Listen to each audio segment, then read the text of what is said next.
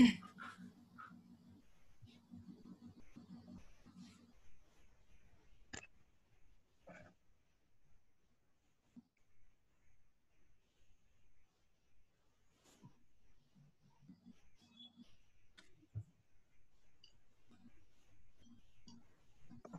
selamat sore Ibu dan Bapak serta rekan-rekan sekalian. Pada sore hari ini kita akan membahas tentang pemberdayaan perempuan dan penguatan integritas bisnis dengan tema peningkatan partisipasi perempuan dalam dunia usaha pasca pandemi COVID-19.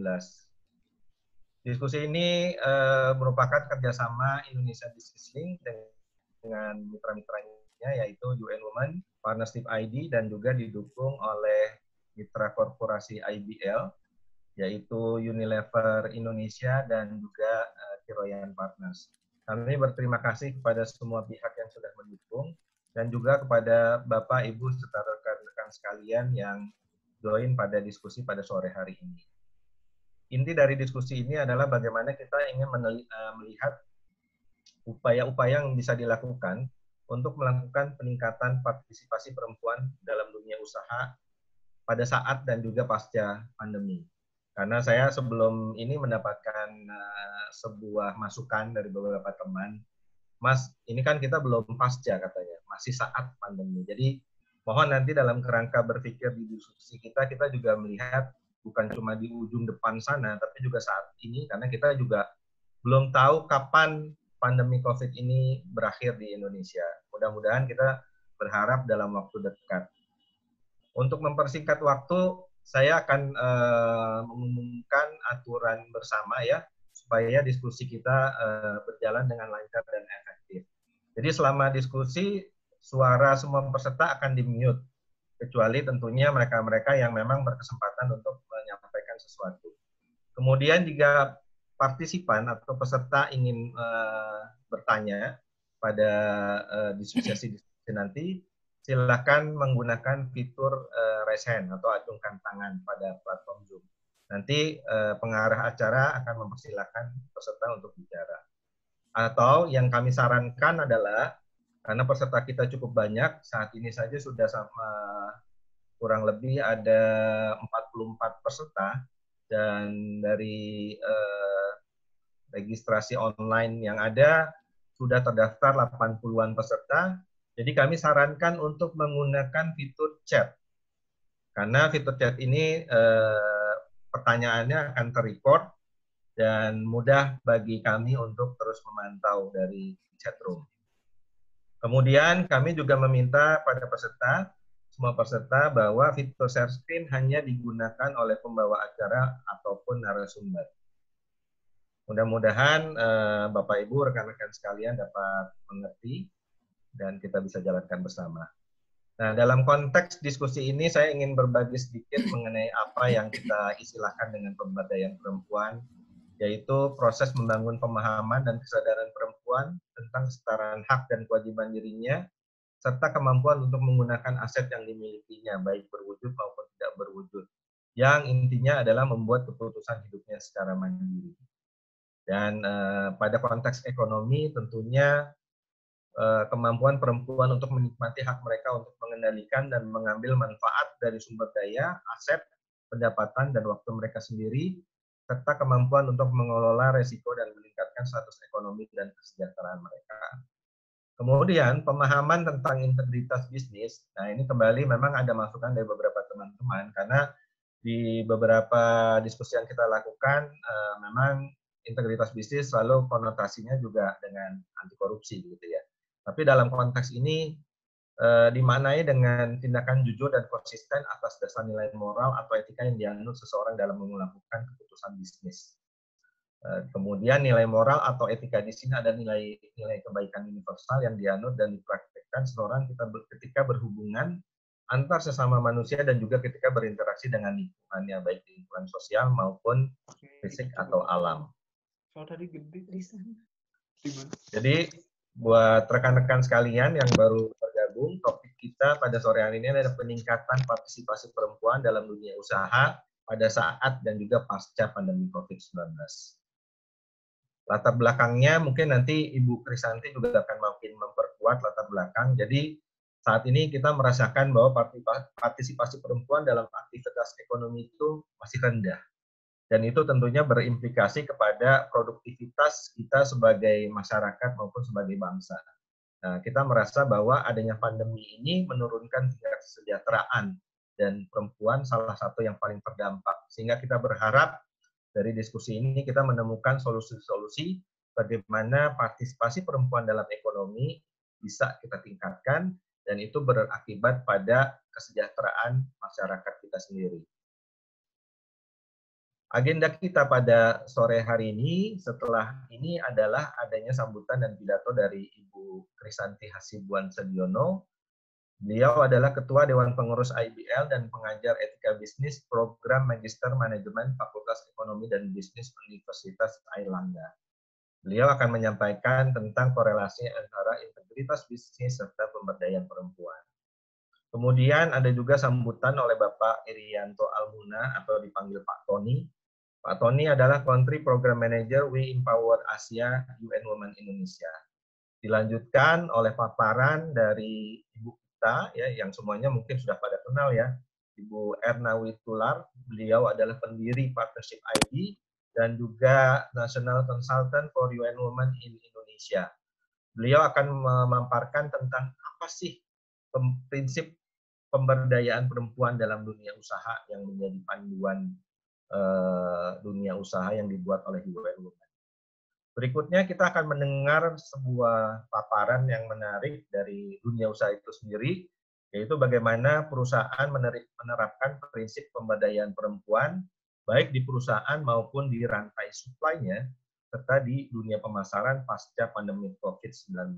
Ini akan disampaikan oleh Ibu Nurdiana Darus, atau kita akrabnya dipanggil Ade, Bu Ade, Head of Corporate Affairs and Sustainability Unilever Indonesia. Dan dilanjutkan oleh paparan dari Ibu Ferliana Hitipau atau dipanggil Ibu PP. Beliau adalah CEO dan Principal Consultant dari Keroyan Partners. Beliau sebagai konsultan tentunya sering berhubungan dengan banyak organisasi, banyak perusahaan, banyak orang di dunia bisnis. Nah, kita ingin mendengar apa sih tantangan pemberdayaan perempuan di dunia usaha, baik di sektor formal maupun informal. Selanjutnya nanti kita akan lanjutkan dengan diskusi dan juga tanggapan yang akan saya pimpin. Untuk itu, saya serahkan diskusinya kepada Ibu Krisanti Hasibuan Sediono. Bu Krisanti, saya persilakan. Terima kasih, Mas Fahmi. Selamat sore, Bapak Ibu sekalian. Saya sangat berbahagia atas nama IBL mengucapkan selamat datang pada Bapak Ibu, dan saya agak terharu lah ya, Bapak-Bapak juga ada yang hadir dalam sesi ini, sebab ini tentang pemberdayaan perempuan, ya mudah-mudahan tidak karena curiga atau apa ya, tapi positif. Ibu Bapak, topik hari ini memang topik yang tidak lazim bagi IBL ya. Mungkin Ibu Bapak lebih sering mendengar IBL menggelar forum tentang integritas, tentang pemberdayaan kaum muda dan sebagainya, tapi pemberdayaan perempuan, saya kira ini sangat tidak umum. Dan saya juga menduga mungkin banyak yang penasaran ya atas hal ini atau curiga kok tiba-tiba IBL berminat pada pemberdayaan perempuan ini ya. Baik Ibu Bapak, untuk saya pribadi topik ini sebetulnya topik yang very dear to my heart ya. Karena sebelum saya menjadi akademi ya, tadi Mas Fahmi memperkenalkan saya sebagai dosen di MM UNER. Sebelumnya saya juga 15 tahun berada di dunia bisnis ya, in my previous life ya. Saya dulu pernah bekerja di 2 MNC ya, dan saya merasakan ya bahwa mind you, this is tahun 70-80-an ya, saat itu menjadi manajer wanita itu pertama masih agak jarang ya, dan yang kedua juga memberikan semacam beban-beban tertentu ya secara emosional ya. Saya waktu itu boleh dikatakan relatif sukses ya di perusahaan, tapi saya pada waktu yang sama itu merasa agak dan guilt feeling ini makin lama makin besar karena saya merasa kok kayaknya saya memperhatikan anak saya itu sama porsinya dengan memperhatikan brand yang saya pegang. Waktu itu di Unilever saya marketing manager ya, dan memegang beberapa brand besar. Saatnya saya akhirnya memutuskan untuk mengundurkan diri dan jadi manajemennya karena guilt feeling. Tapi terus terang aja tidak begitu sukses ya. Sudah 3 bulan saya jadi bingung juga ya, 24 jamnya kok jadi panjang sekali dan sebagainya.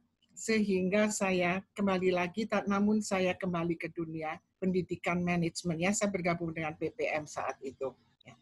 Nah, di PPM kebetulan saya lalu menjadi sangat terlibat dalam studi tentang Women in Management. Ya, ini suatu studi yang dilakukan di ASEAN ya. Dan memang saya menangani yang di Indonesia dan kami selalu compare notes ya, dan pada dasarnya studi ini adalah untuk mengetahui apa sih yang membuat manajer-manajer wanita itu sukses di kawasan ASEAN. Ada hal yang agak khusus tentang Indonesia yang tidak muncul di negara lain saat itu ya. Traits yang muncul itu antara lain adalah saya sukses karena saya smart ya, karena saya hard working ya, karena saya mempunyai pendamping yang memahami saya misalnya. Tapi di Indonesia itu keluar satu faktor yang tidak ada di mana, yaitu luck ya.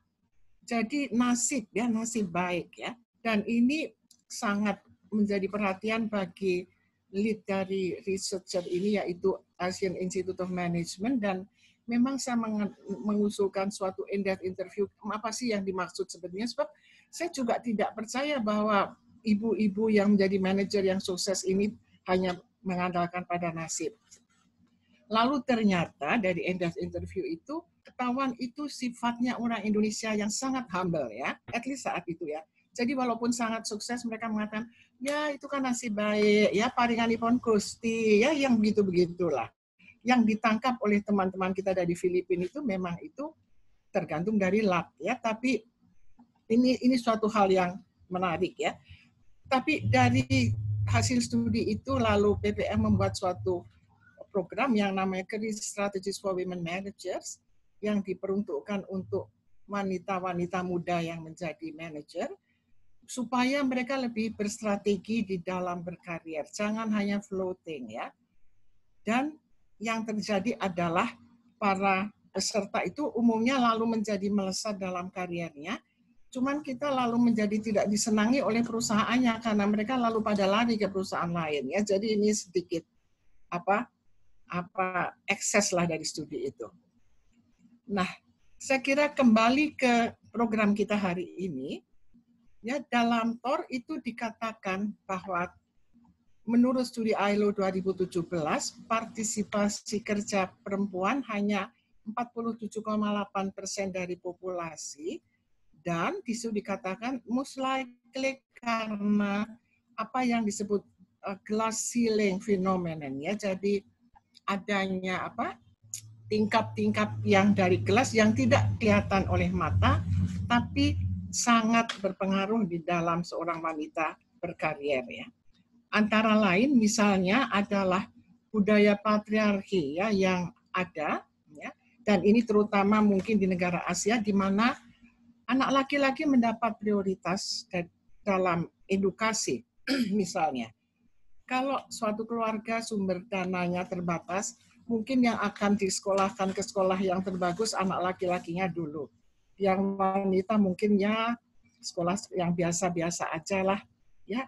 Dan ini dianggap sesuatu yang ya ini suatu accepted fact dan accepted practice ya, tapi tentu sangat merugikan kepada wanita ya. Lalu diskriminasi gender ya yang kadang-kadang terjadi di perusahaan. Ada perusahaan yang secara nyata memberikan gaji yang lebih kecil kepada wanita dibandingkan pada pria ya.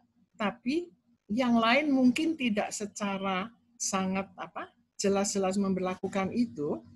Cuma kenyataannya dan ini tidak tertulis ya di dalam kebijakan perusahaan atau apa, biasanya kalau seorang wanita mencapai suatu posisi tertentu, apalagi yang senior, boleh dikatakan bahwa dia itu harus jauh lebih baik daripada rekan prianya yang berada di situ. Ya, malah waktu itu bosnya mengatakan, kamu di sini artinya kamu twice as good as your male counterpart-nya. Karena apa? Karena wanita itu sebetulnya dianggap kalau bekerja itu ada hal-hal yang membuat menjadi downside, ya, menjadikan negatif. Karena apa? Misalnya saja di Indonesia, dan ini agak khusus di Indonesia, itu wanita bekerja mempunyai apa yang namanya menstruation leave, ya, 2 hari sebulan. Jadi boleh mengambil leave itu tanpa kena penalti apa-apa. Lalu ada lagi cuti hamil, ya, 3 bulan. Atau ya sebenarnya 1,5 sebelum, 1,5 sesudahnya. Dan jadi itu biasanya kalau perusahaan dihitung dong. Jadi produktivitasnya relatif rendah. Ini sesuatu yang menjadi tidak menguntungkan bagi seorang wanita. Ada satu lagi norma yang agak menyudutkan perempuan. Misalnya saja di Jawa, saya tidak tahu apakah Bapak Ibu pernah mendengar ini ya, sebab mungkin ini terjadi di masa yang lalu. Di Jawa itu ada suatu filosofi bahwa seorang wanita itu tugas utamanya adalah masak, masak, mana, ya. Bahasa Indonesianya adalah masak, memasak. Maca itu bersolek, ya, harus well groom dan sebagainya. Dan mana atau melahirkan anak, ya. Ini tentu sesuatu yang mungkin tidak begitu enak didengar ya, tapi kalau seorang wanita melakukan ini dengan baik, itu akan menjadi wanita yang yang dianggap yang dianggap mulia dan baik dan sebagainya ya di culture Jawa. Tapi kalau ibu bapak mendengar ini mungkin tidak akan begitu nyaman ya. Saya mempunyai contoh yang sangat dekat tentang seorang wanita yang mempunyai superioritas dalam hal tiga, yaitu Eyang putri saya ya. Sebetulnya masaknya itu didelegasikan kepada koki ya, yang kebetulan sangat piawai tapi acceptable juga. Masak beliau selalu sangat well groom, selalu kelihatan cantik. Dan Eyang putri saya itu mempunyai 13 putra putri ya, bayangkan 13 ya. Dan tapi Eyang putri saya itu seolah-olah forever young. Karena apa? Tiap seorang anak lahir lalu langsung mempunyai pengasuhnya yang akan mengasuh dia sampai besar. Yang kedua pengasuh yang lain, yang ketiga dan seterusnya sampai 13, dan yang putri saya tetap muda dan beliau sangat terpuji lah saat itu. Sekarang kita melihat IPL. Saya kira tadi Mas Fahmi sudah menjelaskan atau memberi sedikit background apa sih sebenarnya yang dimaksud dengan integritas, etis, dan sebagainya, dan tidak usah diulang. Tapi IPL sejak lahir tahun 1998 menanamkan integritas sebagai sikap yang harus dimiliki organisasi, dan ini didasari prinsip-prinsip yang baik dan benar. Misalnya kejujuran ya, keadilan atau fairness, tanggung jawab, dan sebagainya. Dan di samping itu, integritas ini juga meliputi hati organisasi untuk melaksanakannya dalam kehidupan sehari-hari, atau biasa kita sebut walk the talk ya. Jadi jangan hanya talk, tapi walk the talk ya. Ini yang dimaksudkan dengan integritas.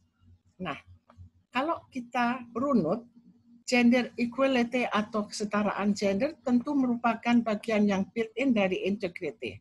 Karena ini adalah perwujudan dari fairness dan responsibility. Dan saya rasa itu sesuatu yang sangat jelas, namun kita biasanya tidak memikirkan hal ini secara khusus ya. Kalau tidak dipikir, apa sih hubungannya integrity sama gender equality? Ya, jadi sesimpel itu hubungannya. Gender equality bagian dari integrity. Dan gender equality means business ya. Tadi Mas Fahmi sudah menyebutkan beberapa studi ya, misalnya studi yang dilakukan McKinsey Global yang menunjukkan bahwa perusahaan-perusahaan di mana tim eksekutifnya tidak didominasi pria, Jadi di mana wanita juga berperan di dewan direksi dan sebagainya, perusahaan ini mempunyai kecenderungan untuk mencapai profitability di atas rata-rata. Ini studi dan ini hard facts ya. Studi lain menunjukkan ya bahwa seperti tadi di Asia Pasifik itu kalau kesetaraan gender dimajukan akan ada tambahan 4,5 triliun US dollar dalam annual gross domestic product secara bersama. Untuk Indonesia, angka ini adalah 135 billion US dollar pada tahun 2025. Jadi ini menyangkut angka-angka yang tinggi sekali. Ya.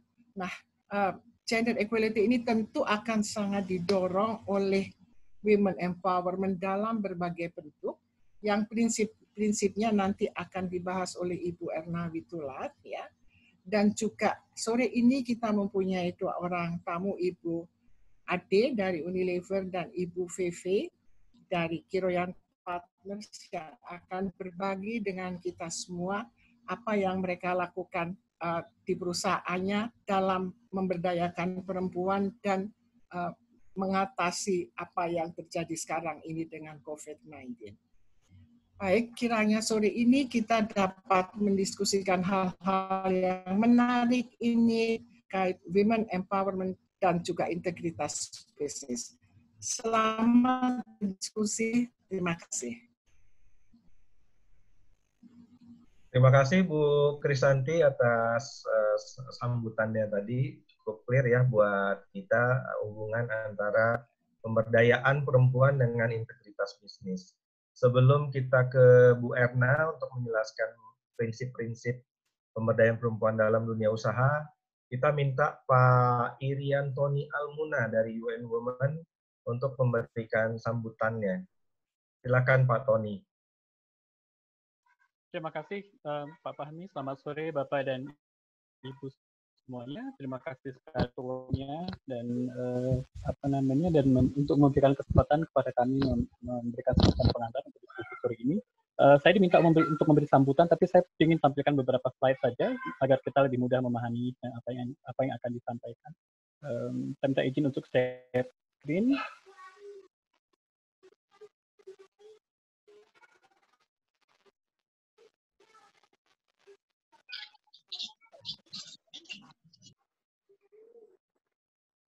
Screen-nya sudah muncul, maaf. Screen-nya sudah muncul ya?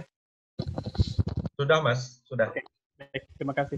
Nah, saya pikir topik yang dibicarakan di sore hari ini sangat menarik ketika bicara tentang bisnis integrity dan kemudian dikaitkan dengan kondisi pandemi sekarang dan bagaimana kemudian nanti prinsip-prinsip kesetaraan gender juga diintegrasikan di dalam bisnis recovery nantinya. Tapi sebelum kita sampai ke pembahasan recovery, saya hanya ingin memberikan pengantar sedikit untuk menjelaskan saat ini sebetulnya kondisinya bagaimana pandemi ini terhadap perempuan dan terutama perempuan yang berada di sektor bisnis. Nah, sebagaimana yang kita ketahui tentu secara global kita tahu bahwa pandemi ini memberikan dampak yang sangat terasa ya globally, tapi juga di regional kita bisa melihat bahwa dampak tersebut juga kita rasakan misalnya di kawasan Asia Pasifik sendiri itu mengalami kerugian dari GDP sekitar 800 billion US dollars dan juga sekitar 195 pekerjaan orang kehilangan pekerjaan. Pandemi ini juga kemudian memberikan disrupsi atau hambatan untuk kemudian pergerakan supply chain dan juga tenaga kerja. Nah, kaitannya kemudian dengan kalau kita lihat dari kacamata gender, kita melihat bahwa secara data perempuan itu ada di semua di keseluruhan supply chain dan value chain baik sebagai produser, sebagai pemilik bisnis, eksekutif, pekerja, distributor bahkan customer. Sehingga ketika pandemi ini berpengaruh terhadap value chain ini berpengaruh otomatis terhadap perempuan. Meskipun secara data menunjukkan bahwa laki-laki itu lebih sedikit tinggi resikonya dari pandemi ini terhadap perempuan, akan tetapi perempuan juga menghadapi berbagai macam resiko karena virus ini, karena disebabkan oleh beberapa ketidaksetaraan dan juga beberapa bentuk diskriminasi.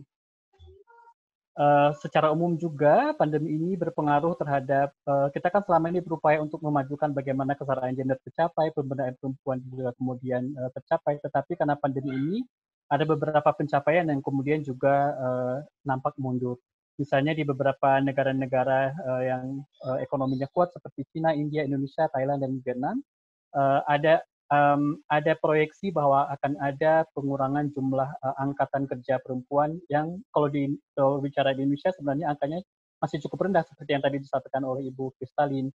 Data yang terakhir saya dapat dari Kementerian Pemberdayaan Perempuan saat ini angka partisipasi kerja kita angka partisipasi perempuan kerja di Indonesia itu belum mencapai angka 55% dibandingkan laki-laki yang sudah 80%. Tapi karena kondisi yang sekarang akan ada kemungkinan bahwa itu angkanya menurun lagi gitu karena pandemi yang sekarang ini. Kemudian juga berbicara tentang representasi perempuan di bisnis juga ada kemungkinan akan berkurang. Meskipun beberapa upaya saat ini kita lakukan sebetulnya melalui banyak hal, termasuk misalnya promosikan prinsip-prinsip pemberdayaan perempuan yang seperti tadi seperti nanti akan dijelaskan oleh Ibu Adna dengan secara lebih detail. Akan tetapi proyeksi dari pandemi ini adalah bahwa itu juga akan men-challenge kemudian peran-peran perempuan, terutama untuk duduk di tingkat kepemimpinan. Nah, dari kacamata bisnis juga, dari kacamata gender juga kalau melihat bisnis recovery nanti, kita mengharapkan bahwa pertimbangan gender akan menjadi salah satu prinsip yang terintegrasi, sehingga nanti dampak perempuan yang sekarang terdampak dari pandemi ini juga nanti dapat merasakan manfaatnya ketika kemudian sudah ada upaya-upaya untuk bisnis recovery.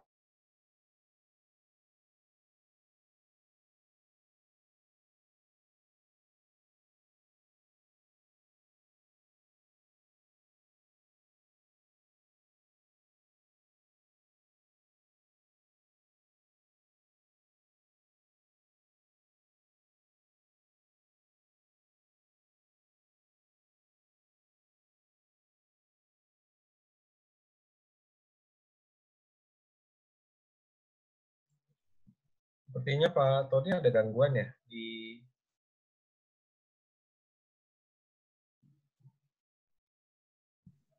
Ya. Ya, bergabung lagi baru. Nah, udah. Oke. Masih di mute Pak Tony, lanjut Pak. Masih di mute itu. Ya. Maaf, internet saya sedang tidak begitu stabil karena sedang ada badai di sini. Kemudian selain di tempat kerja juga kita berharap kemudian bisnis recovery yang berperspektif gender juga melihat bagaimana pengaruh bagaimana perempuan-perempuan yang berada di marketplace. Ini termasuk perempuan-perempuan yang berada di supply chain perusahaan-perusahaan, dan selain itu juga perempuan-perempuan yang berada di komunitas.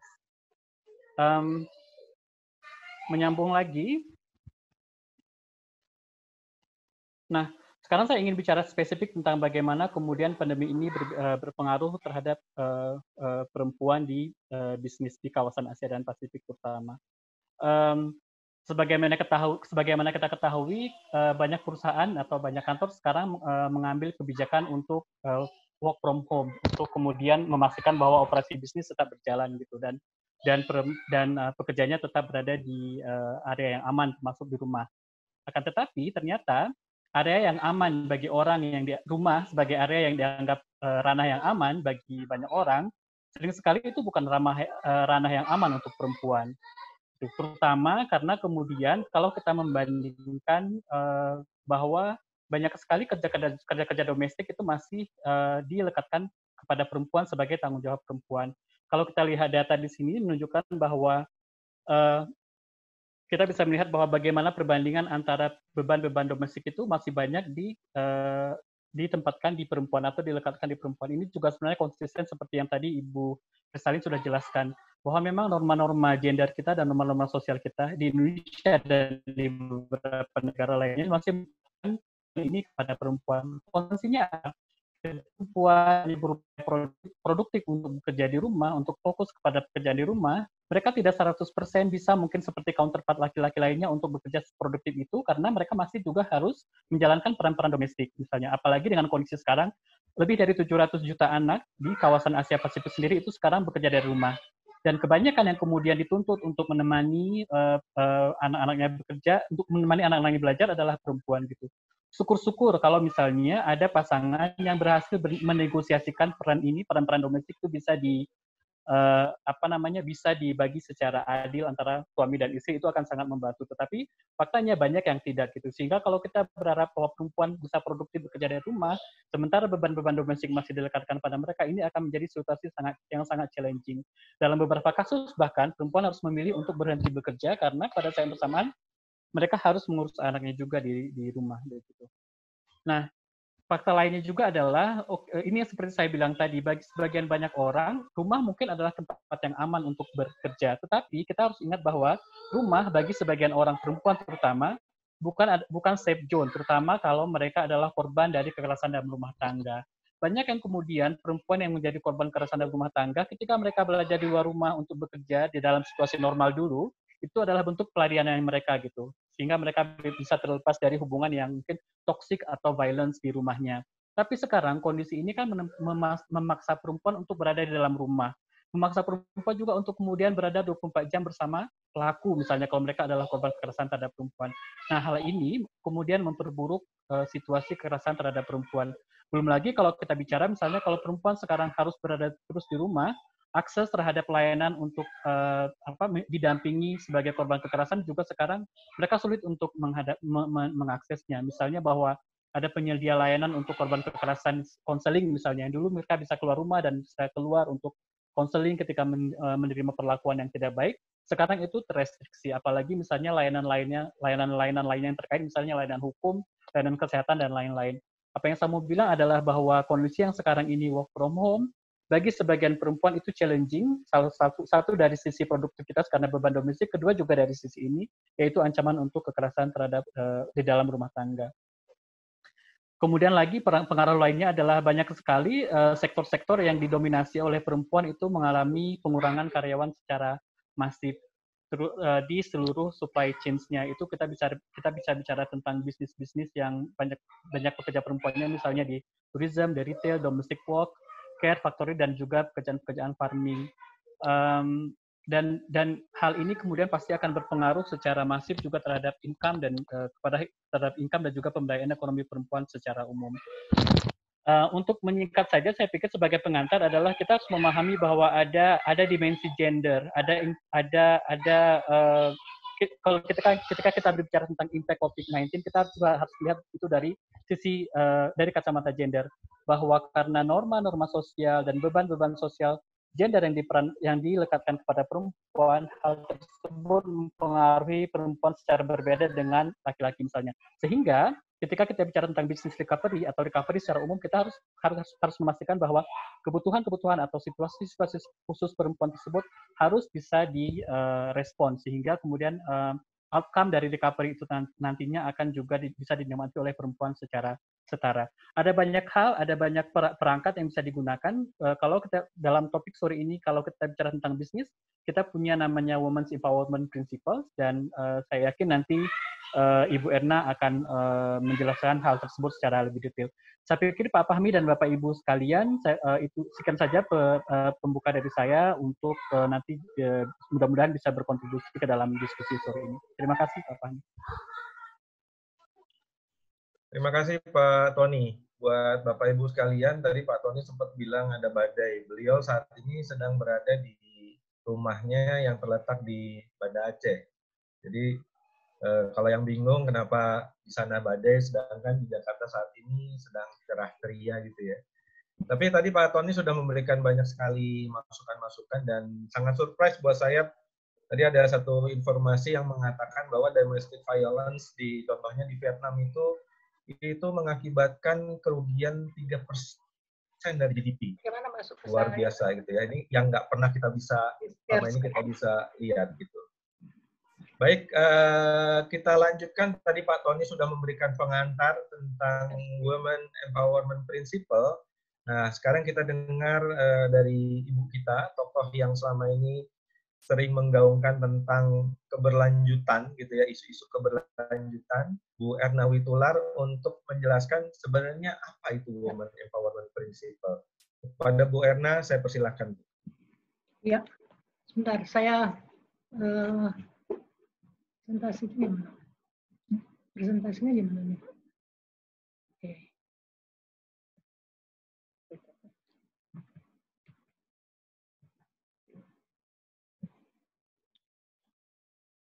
Bentar ya, aku masih ini nih. Biasanya sih bisa.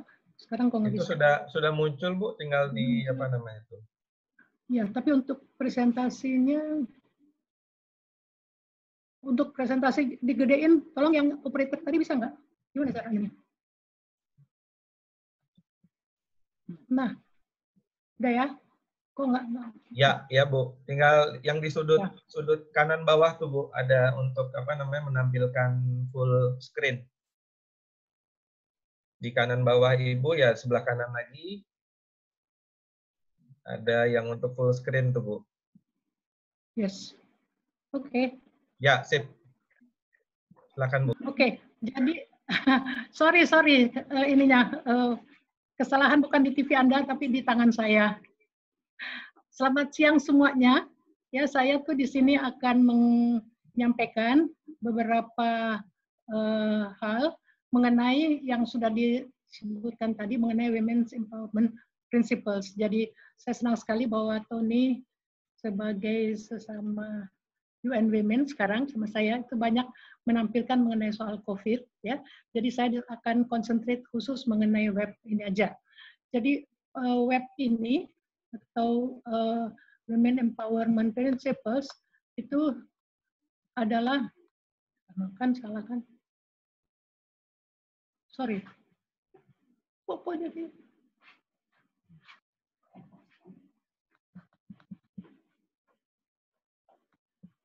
oke.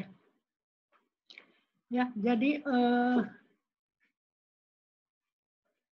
webs ini adalah 7 prinsip ya yang akan memudahkan dan khusus ditujukan kepada dunia usaha mengenai pemberdayaan perempuan baik di tempat kerja, lingkungan usaha dan komunitas. Ketujuh prinsip ini nggak ada yang baru. Ya, semua kita sudah pernah lakukan, semua itu juga sudah pernah ada yang melakukan dan pada waktu kami menghubungi beberapa perusahaan secara satu persatu, maka mereka bilang, oh kami sudah melakukan punya policy inklusif dan non diskriminatif yang sangat baik dan seterusnya. Ada yang bilang, oh ya kami sudah melakukan pelatihan buat pemberdayaan perempuan baik di perusahaan maupun juga di kalangan masyarakat. Terus mengenai transparansi ya kami laporkan dan sebagainya. Tapi ada yang tidak. Ya, ada yang hanya satu-satu, ada yang tidak menangani semua, sehingga memang perlu dipahami bahwa 7 prinsip ini jangan kita lihat satu persatu, gitu. Ya. Jangan kita coba untuk bikin ada seksi yang mendorong kepemimpinan, ada yang mendorong inklusif dan tanpa diskriminasi dan sebagainya. Tapi kita melihat bahwa semua ketujuh prinsip ini saling berkaitan. Kalau kita menerapkan kepemimpinan yang mendukung kesetaraan gender, baik itu laki-laki maupun perempuan, maka akan lebih mudah untuk menerapkan goals yang lain. Dan kalaupun ada yang sudah setara, misalnya sudah inklusif tanpa diskriminasi, maka juga tidak sulit untuk melakukan promosi melalui advokasi maupun juga pekerjaan dalam di kalangan masyarakat komunitas. Ya, jadi yang ingin saya katakan antar prinsip ini itu bisa saling mendukung, saling terkait. Kita melakukan pendidikan bagi perempuan di dalam perusahaan, maka otomatis akan ada kemungkinan untuk pengambilan keputusan yang lebih setara gender. Jadi kesetaraan gender di tempat kerja itu menyebabkan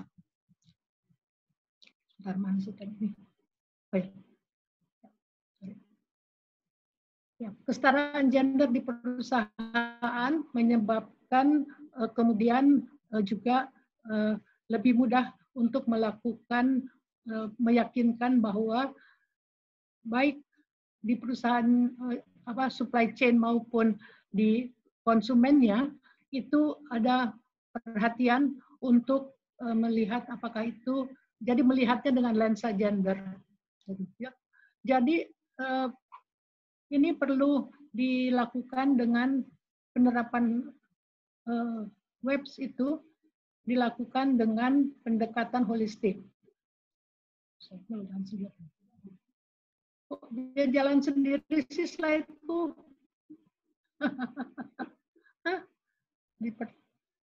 Ya, sorry. Ilah. I'm sorry. Ini komputernya rada-rada. Oke. Jadi tadi sesudah dari sini, ya, saya lebih cepat saja.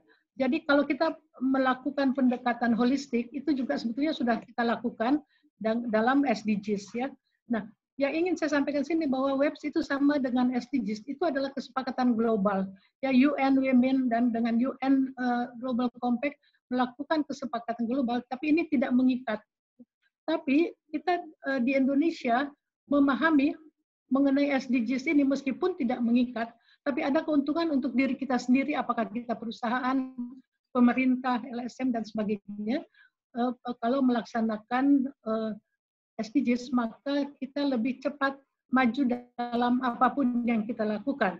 Ya, karenanya ada banyak, semakin banyak sekarang perusahaan, udah ribuan, yang puluhan ribu malah yang sudah menerapkan ini di dunia, ya, dengan melakukan juga berbagai kemitraan ya, untuk mendapat. Jadi kalau kita melakukan Goal 5 melaksanakan kesetaraan gender dan pemberdayaan perempuan di perusahaan kita, maka kita tinggal melihat di ke-11 tujuan lain, itu ada spesifik disampaikan bagaimana pemberdayaan gender di perusahaan tersebut. Misalnya Anda bergerak di bidang pengadaan air bersih, di sana ada dinyatakan pentingnya perempuan itu memperoleh akses yang sama terhadap air bersih, tapi di efeknya juga penting perempuan ikut terlibat dalam pengambilan keputusan, karena saya dulu pernah di PU, ya, dan yang masih mayoritas laki-laki waktu itu, kalau ke daerah itu kalau saya selalu mencari kerumunan perempuan jauh karena laki-laki yang berkerumun di sekitar saya, dan saya bertanya pada mereka, ini bagusnya gimana? Oh Bu, ini kalau ditaruh sini kita mesti jalan jauh sekali. Di sana ada tempat Bu, sana. Ini tanahnya nenek saya kok boleh gitu. Jadi ada solusi yang keluar dari perempuan sendiri. Nah, tapi juga kalau kita menangani apa yang sedang kita lakukan, apakah itu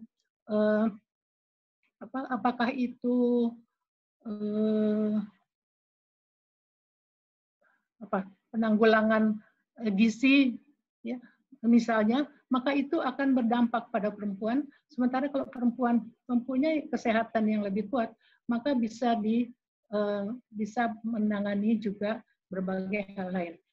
Ya, jadi ini isi di dalam Goal 5 sendiri, itu ada beberapa target yang ternyata sudah terkait dengan web, dan kemudian itu tidak di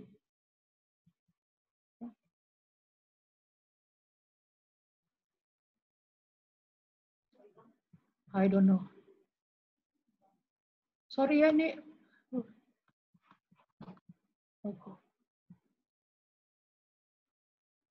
Ya, jadi sudah sampai sini. Nah, tadi Trisanti dengan Fahmi menyebutkan mengenai penelitian ILO. Ya, juga di Indonesia ada penelitian dan dinyatakan bahwa sudah secara umum sudah memiliki nilai-nilai dasar, namun tidak sadar bahwa itu adalah bagian dari WEBS dan bisa ditangani sebagai keseluruhan WEBS gitu ya. Jadi entry point untuk perusahaan menerapkan WEPS itu bisa dari program-program yang sudah mereka lakukan ataupun dalam kemitraan dengan teman-teman lain, baik itu kemitraan multi stakeholder maupun kemitraan antar sesama perusahaan. Fahmi masih berapa menit? Saya kayaknya banyak yang habis karena ini ya, karena silakan Bu, 2 menit lagi Bu. Oke, thank you. Jadi, nah, di Indonesia sebetulnya sudah ada survei itu, UN Women, Indonesia Global Compact, dan Indonesia Business Coalition for Women's Empowerment. Tapi ternyata di perusahaan-perusahaan itu diterapkannya itu ya beberapa saja dan tidak dilakukan juga referensi ke yang lain-lain. Ya. Dan masih banyak yang di bawah 50%. Ya. Dan demikian pula juga masih sangat sedikit yang perusahaan di Indonesia yang menandatangani komitmen WEPS. Ya, komitmen WEPS itu adalah penandatanganan di UN Women untuk bahwa perusahaan kita itu akan menerapkan WEPS dengan baik, dan ini adalah suatu kesempatan yang sangat penting bagi dunia usaha untuk meningkatkan network jaringan globalnya, karena bayangin 2.000, hampir 3.000, mungkin sekarang sudah 3.000 itu perusahaan yang juga mempunyai komitmen, ya, dan UN Women akan selalu bisa mengaitkan maupun juga membawa komitmen dari sana ke Indonesia. Saya rasa waktu saya sudah habis. Aduh maaf, ini tadi nggak benar. Itu aja Fahmi. Nanti saya bisa tambah deh, kasihan kalau yang lain nggak bicara. Baik, Bu Erna. Terima kasih banyak, Bu Erna. Tadi penjelasannya. Yang menarik adalah tadi yang Bu Erna sampaikan bahwa prinsip ini sebenarnya tidak baru. Hanya pendekatannya yang baru, yang tadi saya tangkap ya. Artinya pendekatan itu perlu dilakukan secara holistik, masing-masing prinsip. Tidak bisa berjalan sendiri-sendiri. Saya jadi teringat salah satu program yang dijalankan oleh IBL di Indramayu, yaitu pemberdayaan ekonomi untuk perempuan di sana, bahwa memang pemberdayaan ekonomi itu bukan cuma masalah pelatihannya saja, tapi juga bagaimana kita bisa mempengaruhi komunitas supaya norma-norma yang tadinya membelenggu perempuan untuk kemudian bisa produktif itu bisa berubah gitu. Nah ini yang saya tangkap, memang pendekatannya itu tidak bisa satu persatu. Terima kasih Bu Erna atas materinya. Kemudian kita lanjut kepada Ibu Nurdiana Darus, Bu Ade dari Unilever Indonesia. Perlu diketahui bahwa Unilever Indonesia ini mungkin salah satu yang tadi Bu Erna bilang adalah perusahaan multinasional yang sudah menandatangani WEPS tadi ya, signatory dari WEPS. Bu Ade akan bercerita bagaimana penerapannya di Unilever di Indonesia dan juga terhadap rantai pasok. Nah ini juga kita ingin melihat bagaimana kemudian penerapan tersebut bisa berkontribusi terhadap perekonomian secara keseluruhan. Bu Ade, saya persilahkan. Baik, terima kasih Mas Fahmi, Bapak-Bapak, Ibu-Ibu sekalian. Assalamualaikum warahmatullahi wabarakatuh.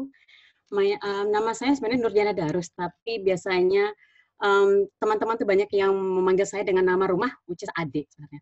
Hari ini saya ingin mempresentasikan implementasi program pemberdayaan perempuan di dalam Unilever sendiri dan apa yang kami sudah laksanakan juga di kalangan masyarakat.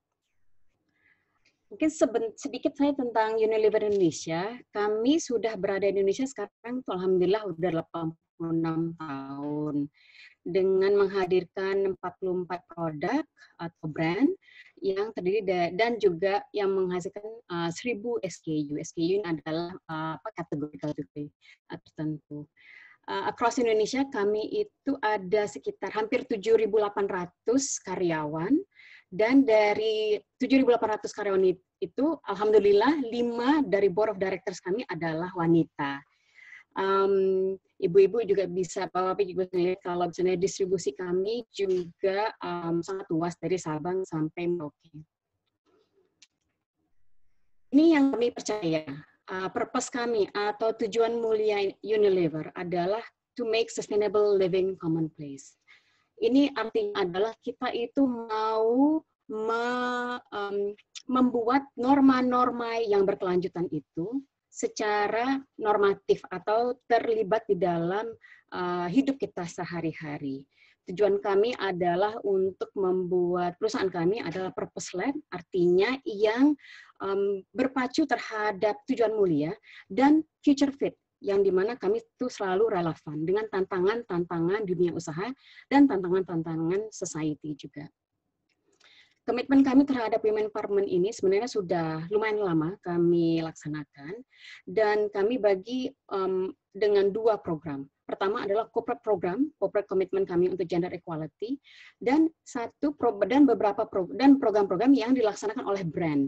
Tentunya brand-brand kami banyak sekali, contohnya kayak Pepsodent, Citra, Sunsilk, Walls, dan lain-lainnya. Mereka sendiri secara brand itu punya program-program yang khusus untuk meningkatkan skills dan kewirausahaan para wanita. Target kami by 2022 adalah bisa mencapai dan mengempower 10 juta wanita di Indonesia. Di sini Unilever merasa kami itu sangat relevan karena kami menghadirkan produk-produk kami itu 70% dari konsumer kami adalah wanita. Dan selalu tentunya mereka itu mempunyai role yang sangat-sangat unik dan sangat-sangat esensial tentunya untuk di dalam value chain, tapi juga di dalam kehidupan sehari-hari. Untuk corporate initiatives kami, ini ada 3 strategi. Strategi pertama adalah untuk gender balance dalam organisasi. Di tahun 2009 itu memang kita sudah membuat suatu komitmen untuk mencapai 50% women in management position by tahun ini. Insya Allah tahun ini secara global kami akan mencapai.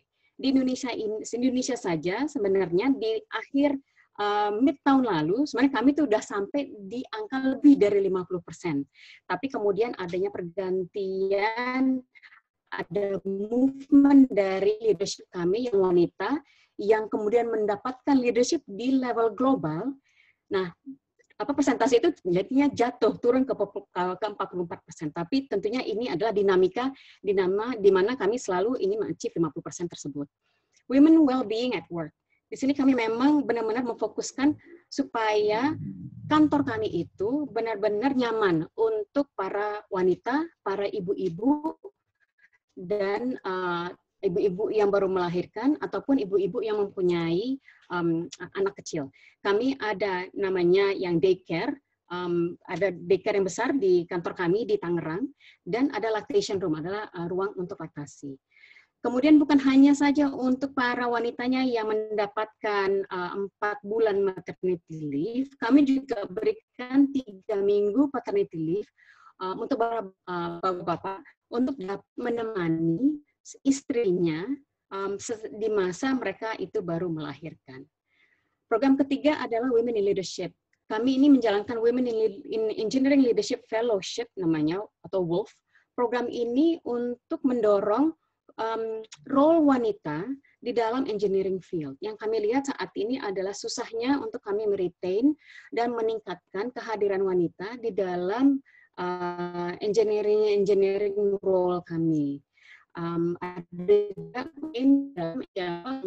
role marketing kami dan distribution kami itu juga kami masih perlu ada waktu untuk meningkatkan kehadiran wanita untuk mencapai tingkat leadership. Kalau tadi itu adalah corporate initiative, yang saya hadirkan di slide ini adalah program-program dari brands kami. Dari brands kami ini terbagi di atas 5 target utama, yang semuanya mencakupkan program campaign yang namanya kami sebutkan Woman Has a Voice.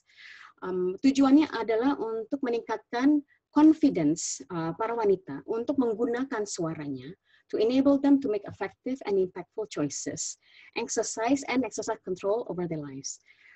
Program pertama adalah Women Empowered Economically. Di sini brand kami Sunlight, Bango, Seru, dan Royco itu menghadirkan skill dan financial literacy juga. Women Empowered at Home di sini adalah terutama dihadirkan oleh Sariwangi yang selalu menghadirkan connection and compassionate connection antara istri dan suami dan istri dengan keluarganya. Women Education and Upskilling, Fair and Lovely atau FAL, ini menghadirkan beasiswa untuk para remaja, wanita. Sunsilk, CD, Rinso, Madam Laundry, dan Sunlight yang juga bekerjasama dengan UN Women, ini untuk mendorong financial literacy. Women in Leadership itu didorong oleh Molto dan Tresemme, sedangkan Women Esteem and Beauty Definition itu didorong oleh brand kami, Dove, Sunsilk, dan Lux. Di sini adalah contoh-contoh kehadiran brand dalam mendorong program-program expanding women choices and capabilities dan juga memberikan wanita their voice. Saraswati adalah program yang didorong oleh Bango untuk pemberdayaan petani black soybean. Sedangkan juga kami ada program yang namanya Bank Sampah. Ini ada pemberdayaan perempuan berbasis komunitas di mana para ibu-ibu ini mulai menjadi entrepreneur di mana mereka itu menjual sampah-sampah plastik atau sampah-sampah kertas kepada recycler. Dan ini meningkatkan confidence level mereka juga. Yang kami juga dorong dengan contoh dengan Royco, ini adalah mendorong edukasi tentang nutrisi. Ini yang sangat-sangat penting karena yang kami lihat di mana kami itu ke lapangan. Banyak sekali ibu-ibu dan ibu-ibu muda yang belum paham tentang artinya a balanced nutrition. Dan Royco ini mendorong edukasi ini terhadap seluruh stakeholder yang kami jumpai di lapangan. Beberapa brand seed brandu juga oleh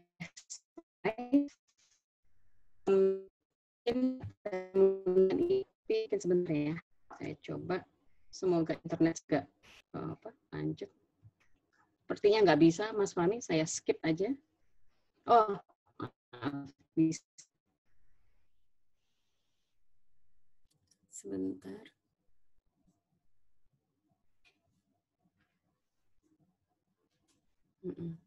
Lama ya, maaf ya Bapak-Bapak Ibu, saya skip saja. Kalau tadi disebutkan oleh Ibu Erna, ada 20 perusahaan di Indonesia yang sudah bergabung dengan WIP. Alhamdulillah kami itu menandatangani komitmen tersebut, pledge tersebut di 21 April bulan lalu, bertepatan dengan hari Kartini. Dan kami adalah menjadi perusahaan ke-20 di Indonesia yang bergabung dengan pledge ini. Tentunya sebenarnya Unilever Global sudah menandatangani WIP sebelum kami, tapi kami merasa untuk komitmen kami supaya lebih jos juga di Indonesia, inilah yang kami bisa hadirkan untuk benar-benar mengedepankan program-program kami, tapi juga kami juga bisa knowledge sharing, kami juga bisa berbagi apa yang kami pelajari selama kami mengedepankan program-program women empowerment ini di dalam perusahaan maupun masyarakat. Begitu Mas Fahmi, paparan saya. Baik, terima kasih Bu Ade. Menarik ya kita mendengarkan tadi bagaimana upaya dari Unilever untuk pemberdayaan perempuan baik terhadap stakeholder yang ada di dalam maupun yang ada di luar perusahaan. Namun mungkin nanti di sesi pembahasan saya tertarik untuk menanyakan strategi pasca COVID-nya Bu Ade. Mungkin nanti bisa dijelaskan setelah sesi diskusi ya Bu Ade. Sekarang iya, kita akan lanjut dengan Mas Fahmi, karena saya hanya bisa sampai jam 4, mohon maaf karena ada lainnya, mohon maaf. Mungkin nanti kita bisa lanjut lagi ya Bu Ade ya. Ya. Terima kasih Bapak Ibu. Mohon maaf karena memang ada rapat yang lainnya. Saya harus hadir juga. Baik. Oke, terima kasih banyak Bu Ade. Ya. Assalamualaikum warahmatullahi wabarakatuh. Waalaikumsalam. Baik, rekan-rekan, Ibu Bapak sekalian, kita sekarang lanjut ke Ibu VP, Bu Verliana Hidayatullah, yang akan membahas tentang tadi kita mendengar dari Bu Krisanti ya bahwa ada fenomena glass ceiling gitu. Bagaimana perempuan yang berprofesi di dunia usaha itu suka terbentur atau di atasnya itu ada atap gelas gitu ya. Sesuatu yang tidak kasat mata namun membatasi ruang gerak perempuan untuk terus maju berkarir.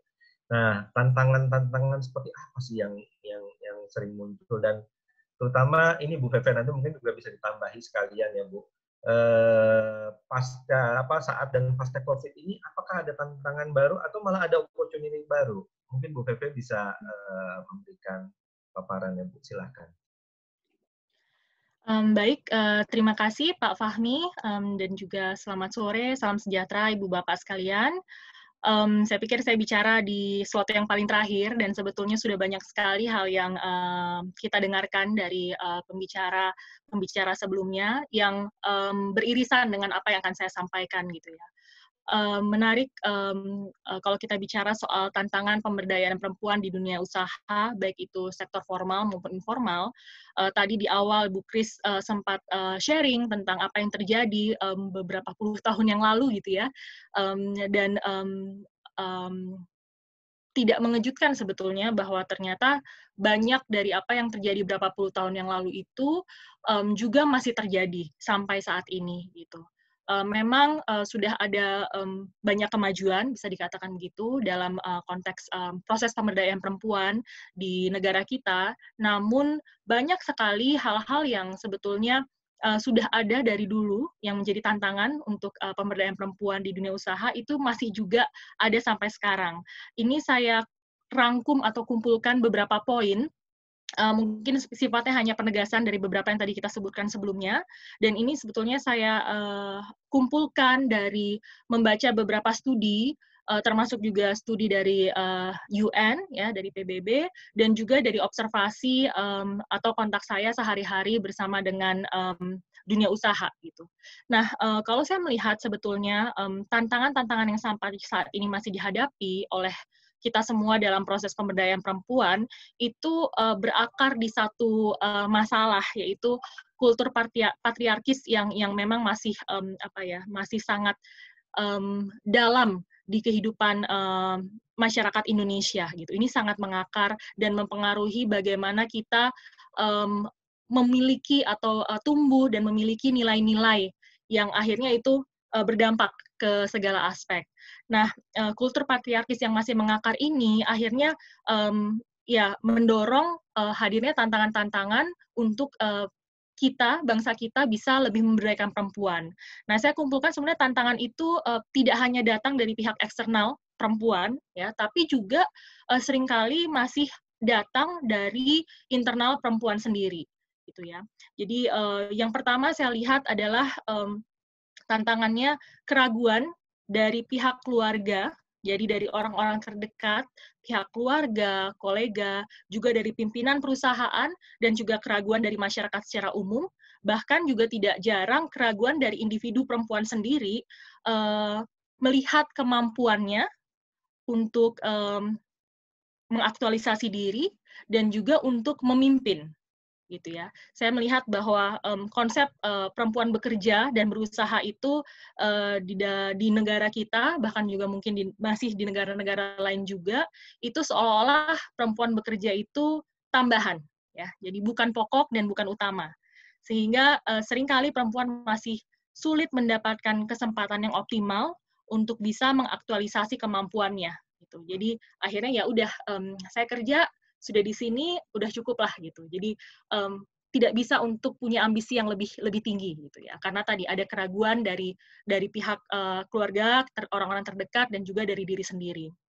Nah, kemudian yang kedua, selain ada keraguan, juga masih ada tuntutan dari orang-orang terdekat juga seperti keluarga, teman, pasangan gitu ya, kolega kita, bahkan masyarakat secara umum tentang peran perempuan sebagai anak, sebagai istri, dan sebagai ibu, yang cenderung dituntut untuk lebih banyak hadir dalam tanda kutip di tengah keluarganya.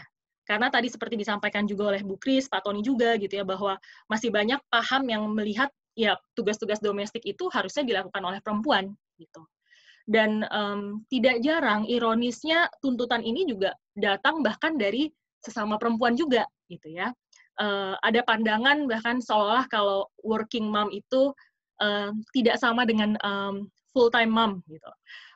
Baru-baru ini kita merayakan Hari Ibu Internasional gitu ya.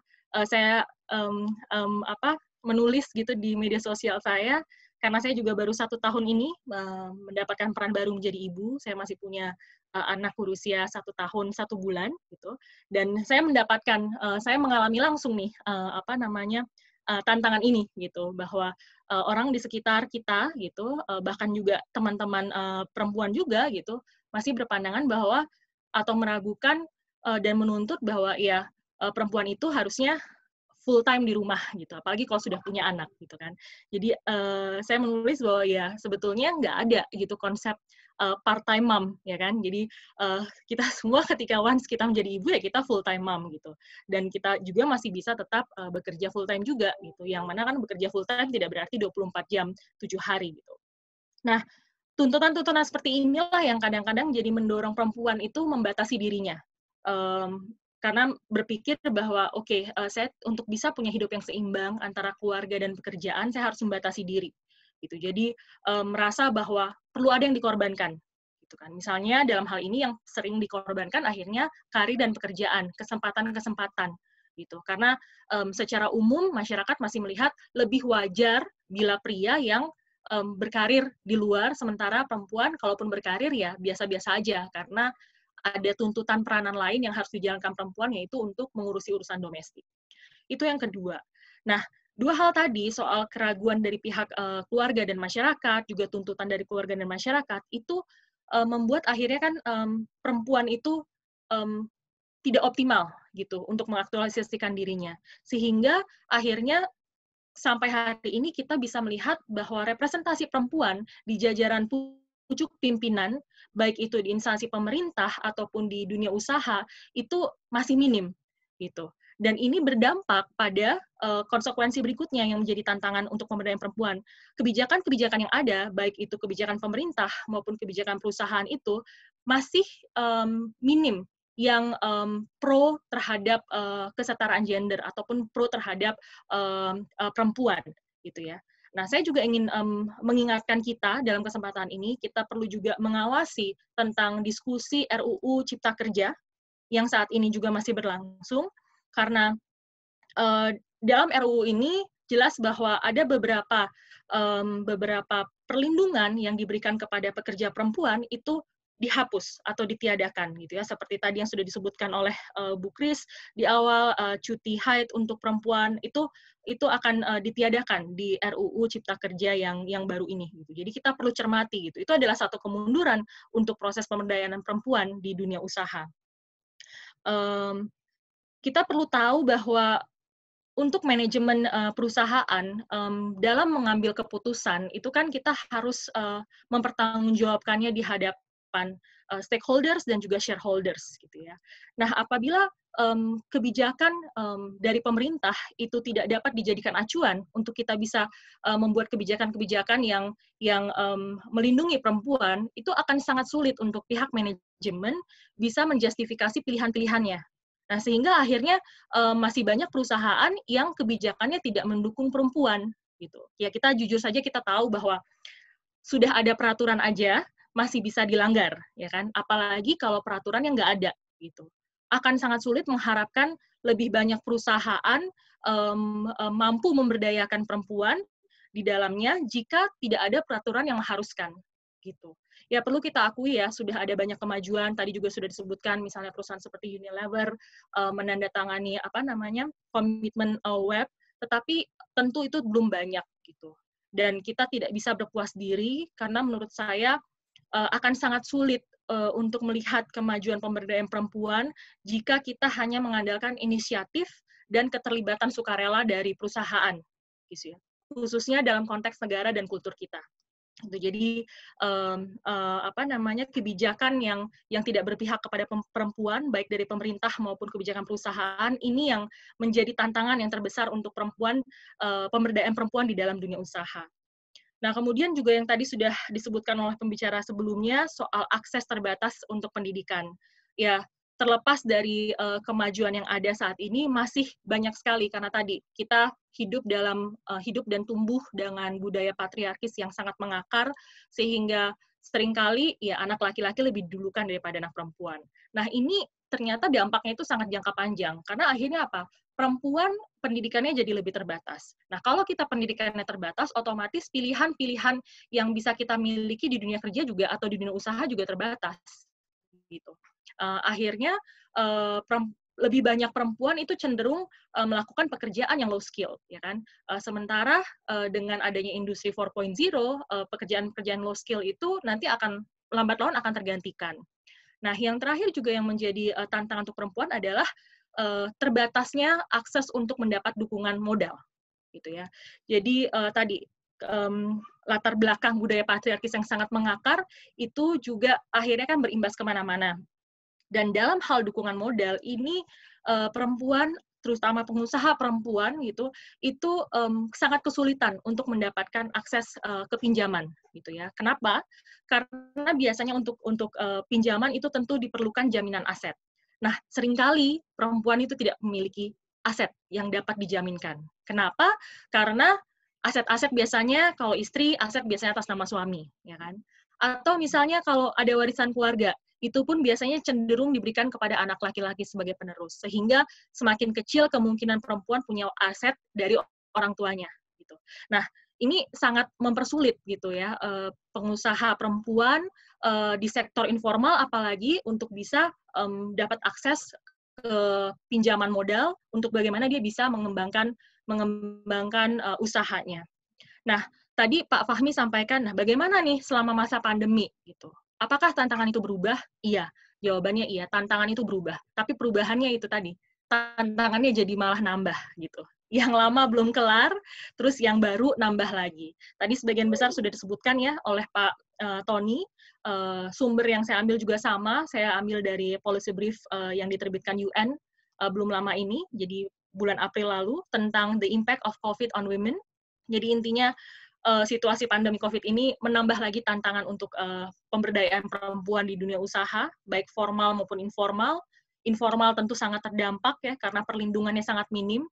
Kalau kita tadi bicara soal kebijakan, yang formal saja itu masih perlu banyak improvement, kebijakan yang melindungi perempuan, apalagi di sektor informal. Karena untuk sektor informal itu masih perdebatannya masih cukup panjang, apakah itu ditaruh di Undang-Undang Ketenagakerjaan, ataukah di Undang-Undang UMKM, itu masih belum selesai. Jadi kita nggak tahu nih bagaimana perempuan-perempuan di sektor informal harus dilindungi. Nah, jadi dengan COVID ini, tadi sudah disebutkan ada peningkatan peningkatan kekerasan dalam rumah tangga karena perempuan harus stay at home, bekerja dari rumah, jadi yang harusnya rumah tempat yang aman, malah jadi nggak aman. Dan juga ada tuntutan tambahan gitu. Kita perempuan, kita harusnya bekerja dari rumah, tapi karena dianggap bahwa tugas-tugas domestik itu harus dilakukan oleh perempuan, sehingga ya ketika di rumah, perempuan tidak bisa dilepaskan dari tugas-tugas domestiknya kan. Belum lagi kalau ada yang terdampak oleh virus corona ini, ada anggota keluarga yang sakit, perempuan yang diharapkan untuk lebih involved dalam merawat anggota keluarga yang sakit gitu. Dan semua itu dilakukan tanpa bayaran. Begitu juga untuk sektor-sektor yang tadi disebutkan sangat terdampak karena ada pengurangan pendapatan, ya kan, ada PHK di sektor-sektor tertentu seperti manufaktur gitu. Dan itu adalah sektor yang mana banyak sekali jumlah perempuan yang terlibat di situ. Dan mungkin satu yang belum disebutkan adalah juga soal akses perempuan kepada bantuan sosial. Ya, jadi dalam COVID ini juga sebelum COVID aja udah susah gitu tadi seperti akses untuk ke modal, pinjaman gitu ya, kredit. Apalagi dengan COVID ini gitu. Jadi akses perempuan ke bantuan sosial itu juga masih sangat sulit karena tadi kita punya pemikiran yang sangat patriarkis, semuanya dilihat dari kepala keluarga, ya kan. Sementara ya ada banyak perempuan yang mereka harus menjadi kepala keluarga juga, tetapi seolah diabaikan gitu bahwa mereka itu fungsinya adalah kepala keluarga. Jadi pandemi ini juga mengakibatkan perempuan makin sulit lagi mengakses bantuan sosial, bantuan untuk modal dan kredit gitu karena birokrasi kita masih cenderung patriarkis gitu ya. Nah, ini semua mempengaruhi performa dan produktivitas perempuan dalam bekerja dan berusaha khususnya selama masa pandemi ini. Jadi sebelum pandemi aja udah sulit, apalagi ditambah dengan pandemi. Itu sih Pak Fahmi kalau dari saya. Baik, terima kasih Bu Veve. Memang kalau kita lihat tadi yang disampaikan oleh Bu Feve dan sebelumnya juga Pak Tony menyampaikan, ternyata apa yang disampaikan oleh Bu Feve maupun Pak Tony mengubah sudut pandang saya. Tadinya saya berpikir dengan adanya pandemi COVID ke depannya itu justru membuka ruang gerak buat perempuan. Kenapa? Karena saat ini kalau dibilang dulu perempuan bekerja di rumah, perempuan tinggal di rumah, laki-laki bekerja keluar gitu ya. Sekarang dengan adanya pandemi COVID, laki-laki perempuan semuanya ada di rumah. Kemudian yang tadinya pekerjaan harus dilakukan di kantor, ya mungkin akses, mungkin waktu tidak bisa dilakukan oleh perempuan, sekarang lebih fleksibel gitu. Tadinya saya berpikir bahwa dengan adanya pandemi COVID ini harusnya tantangannya makin mengecil gitu ya. Artinya opportunity-nya makin membesar. Tapi ternyata dari dua narasumber kita ada resiko bahwa makin ke sana, makin ke depan ini tantangannya makin besar. Nah, mungkin supaya kita tidak larut dalam tantangan, saya menantang menantang peserta diskusi kita untuk bisa memberikan solusi-solusi. Namun sambil berpikir lebih lanjut tentang solusi, di dalam chatroom itu ada 2 pertanyaan yang mungkin saya tidak tahu siapa yang akan bisa menjawab. Pertanyaan pertama adalah model monitoring dari pelaksanaan WEP, WEPS itu sendiri ya. Mungkin Pak Tony atau mungkin Bu Erna barangkali bagaimana tentang model monitoringnya. Apakah Indonesia dianggap berhasil atau tidak? Bagaimana sih monitoring yang dilakukan dan bagaimana di tingkat subnasional? Kemudian pertanyaan selanjutnya langsung ditujukan kepada Bu Erna adalah, ini mungkin kaitannya dengan perusahaan ya. Kalau perusahaan itu ingin melakukan, mengimplementasikan 7 prinsip WEPS tadi, apakah mereka harus menyediakan budget khusus untuk melakukan kegiatan tersebut? Mungkin Pak Tony ataupun Bu Erna bisa memberikan jawaban atas kedua pertanyaan tersebut. Ya, Pak Tony, silakan. Kalau saya boleh memulai tentang yang monitoring, Pak. Silakan, Pak. Ya, kalau tentang monitoring, terus terang sebetulnya monitoring untuk pelaksanaan web sendiri itu jatuh kepada perusahaan masing-masing yang sudah menandatangani. Dan bentuknya itu lebih ke kayak self-assessment atau self-reporting menggunakan sebuah tool bernama Gender Gaps Analysis Toolkit. Yang kalau misalnya perusahaannya bisa menjadi signatoris, nanti otomatis akan mengisi Gender Gaps Analysis Toolkit tersebut. Awalnya akan diisi di awal sebagai baseline, kemudian nanti secara periodik diisi lagi untuk melihat sudah ada perubahan apa yang terjadi di perusahaan dalam rangka kemudian meningkatkan upaya-upaya untuk memberdayakan perempuan. Akan tetapi di tahun 2018 kita sebetulnya pernah membuat semacam monitoring kolektif di 50 perusahaan Indonesia yang tidak semuanya adalah penandatangan web, tapi kita ingin mengetahui sejauh mana sebenarnya perusahaan sudah melaksanakan prinsip-prinsip yang ada dalam web tersebut. Hasilnya adalah kita melihat bahwa dari banyak prinsip, sebetulnya ada satu prinsip yang cukup tinggi, itu prinsip yang nomor 3, itu berkaitan dengan perlindungan perempuan di tempat kerja. Misalnya memastikan bahwa tempat kerja itu adalah zero tolerance terhadap kekerasan, memastikan ada proteksi terhadap perempuan, ada cuti, ada kebijakan HR yang responsif gender misalnya. Tetapi kemudian analisis kita menemukan kenapa satu prinsip itu tinggi adalah karena memang ada kebijakan yang mendukung dari pemerintah gitu. Misalnya ada undang-undang ketenagakerjaan yang kemudian mewajibkan perusahaan untuk memenuhi hak-hak karyawan tersebut, misalnya hak untuk cuti hamil dan lain sebagainya. Akan tetapi prinsip-prinsip lainnya seperti prinsip tentang kepemimpinan perempuan, peluang yang sama untuk kemudian mendapatkan training dan lain sebagainya, itu memang kita masih melihat cenderung lebih rendah, dan kita berharap kemudian akan lebih banyak lagi upaya-upaya yang dilakukan di masa mendatang. Intinya adalah bahwa ada satu tool yang memungkinkan setiap perusahaan atau signatoris untuk kemudian memonitor sejauh mana mereka sudah melaksanakan prinsip-prinsip tersebut yang disebut dengan Gender Gaps Analysis Toolkit. Demikian Pak Fahmi dari saya. Terima kasih Pak Tony. Bu Erna, mungkin ada tambahan? Termasuk pertanyaan tadi Bu Erna, apakah perusahaan perlu menyediakan budget khusus untuk implementasi webs ini?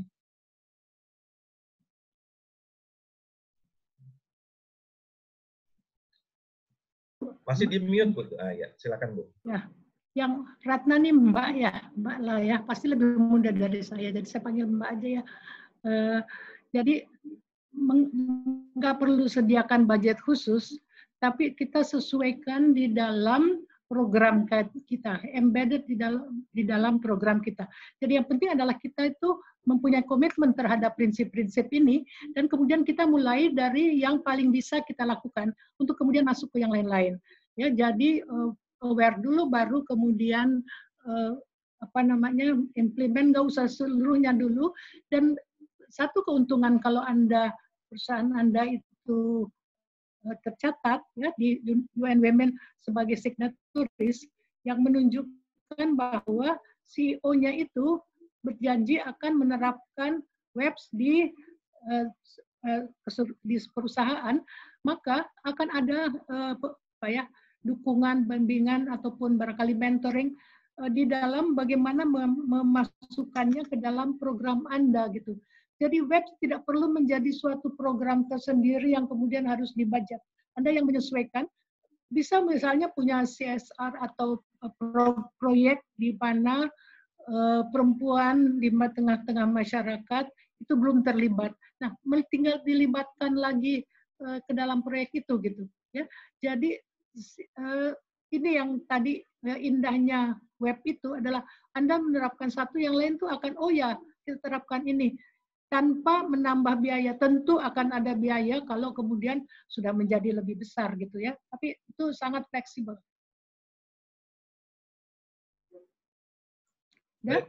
Baik, Bu Erna, terima kasih banyak atas tanggapannya. Mungkin ada dari para narasumber maupun dari para peserta yang ingin menanggapi dari diskusi kita. Karena kembali yang saya sampaikan tadi, kita masih mendengar lebih banyak tantangan. Sayangnya tadi Bu Ade sudah ini ya, sudah harus leave. Yang ingin kita dengar nih, kita ingin mendapatkan masukan yang positif gitu ya. Bagaimana sih kita bisa kemudian meningkatkan partisipasi perempuan dalam dunia kerja, dalam dunia usaha ke depannya dengan adanya COVID ini gitu. Tadi Bu Feve sudah menyampaikan bahwa saat ini memang webs itu, kalau tidak salah ya Bu Erna dan Pak Tony, webs itu kan masih sifatnya voluntary ya. Ada usulan bagaimana kemudian prinsip-prinsip itu dijadikan semacam obligatori gitu buat dunia usaha gitu. Walaupun mungkin sebagian besar sudah ada barangkali ya. Bagaimana menurut Pak Tony maupun Bu Erna? Saya dulu, Tony dulu. Bu aja duluan, silakan. Ya, jadi seperti halnya SDGs pun ya, itu tidak wajib, itu non binding ya. Webs juga tidak wajib, non binding. Tapi banyak keuntungannya, banyak kelebihan perusahaan yang sudah menerapkan, sudah menjadi signatory dari webs ini gitu. Ya, jadi kemudian tidak perlu lagi, bukan tidak perlu, maksud saya budget itu tidak perlu terlalu dinaikkan. Ya Pak, perlu dibuat sebagai obligatori nggak buat perusahaan dunia usaha gitu, masuk ke dalam peraturan bahwa itu menjadi wajib gitu buat perusahaan untuk mematuhi 7 prinsip.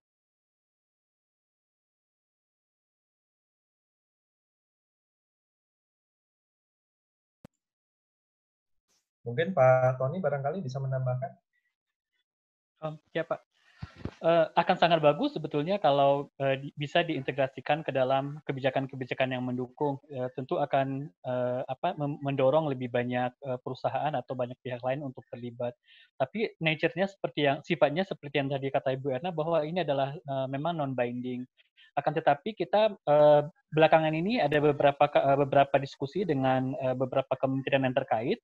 Dan ada wacana memang meskipun tidak memberlakukannya secara wajib, tapi mungkin dirumuskan indikator-indikator yang kemudian dituangkan ke dalam peraturan pemerintah gitu. indikator-indikator untuk bisnis yang responsif gender kita menyebutnya, dan indikator-indikator tersebut adalah indikator-indikator yang diambil dari prinsip-prinsip web.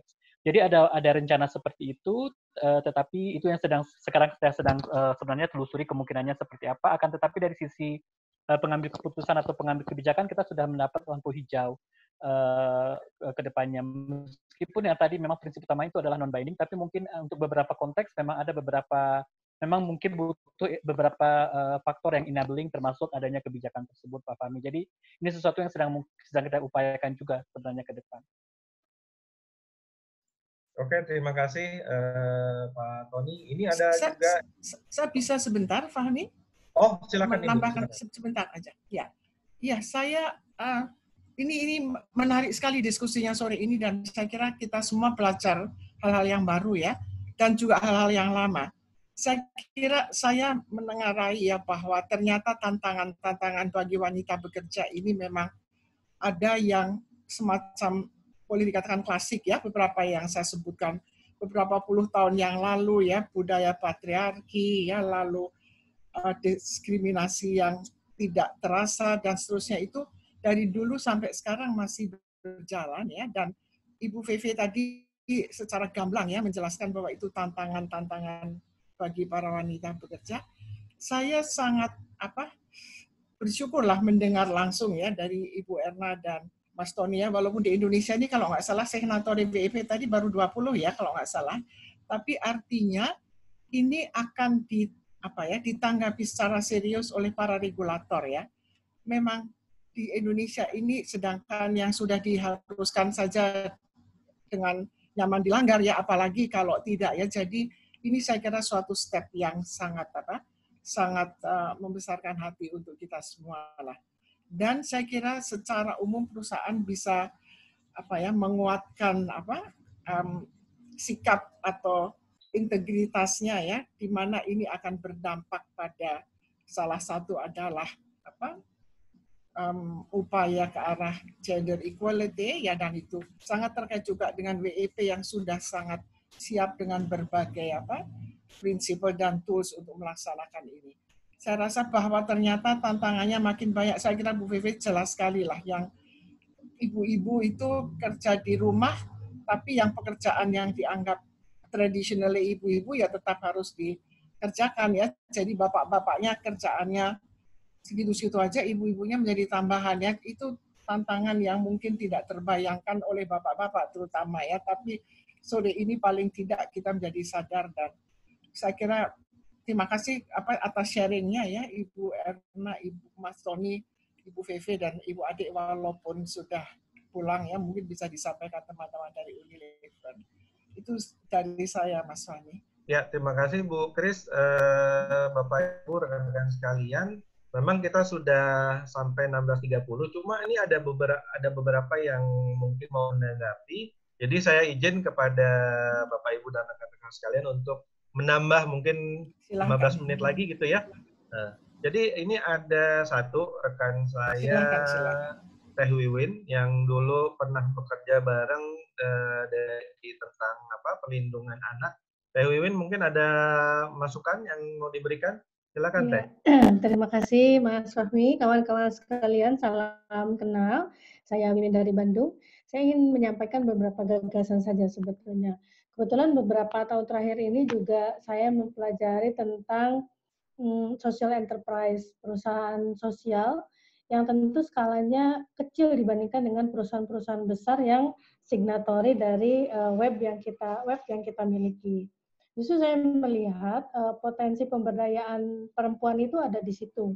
Misalnya pada kondisi COVID Corona ini, saya menyaksikan kawan-kawan saya sendiri memiliki peluang bisnis baru, bahkan tidak hanya di bisnis produk, tapi juga di produk, di jasa, termasuk juga di karya-karya penulisan, yang sifatnya itu memberikan saluran buat perempuan untuk relieving their stress. Misalnya kawan-kawan ada yang memiliki sekolah perempuan, itu khusus untuk mencetak penulis-penulis yang kesini itu belajar-belajar online-nya sangat meningkat, kemudian memacu perusahaan-perusahaan percetakan indie yang dikelola oleh kelompok perempuan sendiri. mereka menulis bersama, membuat buku bersama, mencetak bersama, kemudian melahirkan bintang-bintang seminar-seminar baru tentang bagaimana mereka managing stres, mereka mengeluarkan gagasan-gagasan tentang bagaimana sih membuat keluarga mereka menjadi mandiri. Kebanyakan dari mereka yang saya kenal itu adalah berpendidikan tinggi, beberapa S2 yang tidak memutuskan bekerja di luar, tapi bekerja di dalam. Dan saya melihat apakah web juga bisa menyasar kelompok ini, karena jumlahnya itu makin hari makin besar. Perusahaan social enterprise sendiri memang niat awalnya kan ya untuk to solve social problem, berbeda dengan perusahaan besar yang memang mungkin orientasinya adalah kinerja keuangan. Dipaksa sama masyarakat, dipaksa sama buyer, dipaksa sama shareholder untuk mereka compliant kepada berbagai macam tuntutan-tuntutan. Apalagi saya sendiri juga mendalami industri palm oil, CSR di palm oil itu mereka itu berantemnya itu entah gimana akurnya gitu ya. Si perusahaan merasa bahwa mereka sudah compliant dengan berbagai macam peraturan yang didisclose dengan berbagai macam laporan yang canggih, tapi kemudian di jalan masih ada ruang-ruang untuk improvement. Jadi saya menganggap bahwa apakah memungkinkan web ini juga dipromot ke sektor bisnis yang tidak tradisional, tapi justru itu menciptakan ruang yang justru sekarang dengan adanya perempuan-perempuan cerdas di rumah itu, yang dia bukan pegawai dari siapa-siapa, justru dengan kekuatan mereka menggunakan gadgetnya itu bisa influencing more family, more women gitu. Dan usianya itu kan usia muda ya, zilenial, kelahiran 80 ke sini, dan bekerja dan berpikirnya itu seperti Mbak Pepe, cepat sekali dibandingkan dengan, karena sebelumnya saya ikut diskusi family planning yang generasi baby boomer gitu ya, yang kita masih gaptek sama media.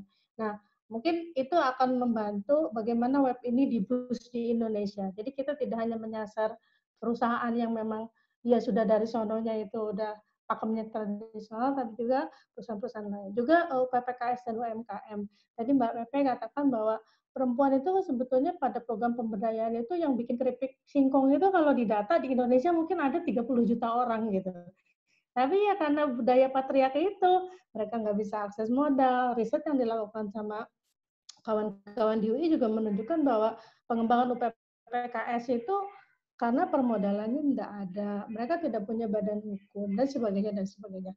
Mengharapkan perusahaan besar menjadi semacam pembina juga tidak bisa terus-menerus karena ini bukan tanggung jawab perusahaan besar, itu juga tanggung jawab pemerintah. Jadi artinya saya melihat bahwa web ini hayu kita dorong, tapi juga tidak hanya mendorong perusahaan-perusahaan besar. Yang saya ulang ya, bagaimana sih antara relevansi antara yang didisclose dengan yang sesungguhnya gitu. Tapi mungkin dengan perusahaan-perusahaan social enterprise, perusahaan-perusahaan yang justru diawali dari keterbukaan pikiran perempuan-perempuan yang memang dari sananya sudah memiliki integriti, ini mungkin ruang baru untuk web bisa dikembangkan di Indonesia. Itu mungkin sedikit gagasan saja. Terima kasih. Terima kasih, Teh Wiwin. Mungkin saya ingin juga minta tanggapan. Ini kebetulan ada juga dari sebenarnya bukan rekan ya. Kalau saya bilang rekan, beliau ini mantan deputi di Bappenas dan sekarang masih aktif di Bappenas juga. Bu Rahma Irianti masih memantau, Bu? Mungkin pengen dengar juga suara dari Bu Rahma Irianti, karena beliau sebelumnya deputi yang terkait ke kesejahteraan masyarakat ya. Ibu? Iya, menangani ketenaga kerjaan, ketenaga kerjaan, Bu. Mangga, Bu. Ada tanggapan barangkali, Bu? Ya, sebelumnya saya ingin mengucapkan terima kasih Pak Fahmi atas undangannya, menarik sekali. Sayang tadi saya agak terlambat. Juga ingin menyampaikan selamat sore Bu Erna. Bu Erna Witular. Bu Erna kenal ketika saya masih di Bappenas waktu lalu, banyak menangani SDG. Selamat sore. Iya Pak Fahmi, sebetulnya tidak terlalu banyak yang ingin saya sampaikan. Hanya menarik tadi disampaikan oleh pembicara ketiga terkait dengan hilangnya persoalan perlindungan di dalam Undang-Undang Omnibus Law. Ya.